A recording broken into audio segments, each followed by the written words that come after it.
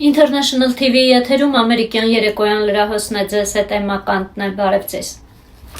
Ամերիկայի Միացյալ Նահանգների նախագահ Դոնալդ Թրամփը նշել է, որ հիասթափված է Ռուսաստանի Դաշնության նախագահ Վլադիմիր Պուտինից։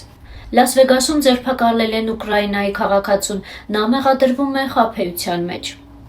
Իսկ այ Բիլ Գեյթսն իր նախկին կնոջը վճարել է $8 միլիարդ։ ԱՄՆ-ի տարբեր հատվածներում էմիգրանտները բողոքի ակցիաներ են իրականացնում IRS-ի աշխատակիցների դեմ։ Մայամիի բնակիչները բողոքում են առանց վարորդ գործող էլեկտրական մեքենաների կիրառության համար։ Նյու Յորքի մետրոյում պատրաստվում են խաղատուն բացել։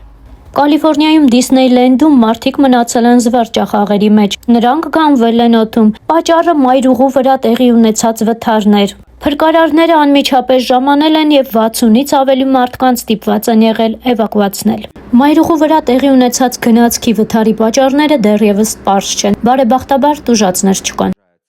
ԱՄՆ-ի տարբեր քաղաքներում էմիգրանտներն իրականացնում են բողոքի ցույցեր ուղղված IRS-ի աշխատակիցներին։ Նրանք պահանջում են թափանցիկություն եւ պատասխանատվություն։ Մայամիում բնակիչները բողոքում են առանց վարորդ Waymo տաքսիների դեմ, քանի որ նրանք հաճախ են վթարվում եւ քաղաքի տարբեր հատվածներում առաջացնում խցանումներ։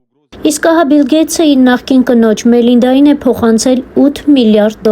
Նրանք ամուսնացած են եղել 30 տարի, ունեն 3 երեխա։ Բիլ Գեյթսը իր վերջին ելույթներից մեկում նշել է, որ պատրաստվում է իր ունեցվածքի 99%-ը փոխանցել բարեգործությունների։ Այսօրվա համար առանձնացրել էինք այսքանը, եթերում ամերիկյան երեկոյան լրահոսներ, կհանդիպենք վաղը, ցտեսություն։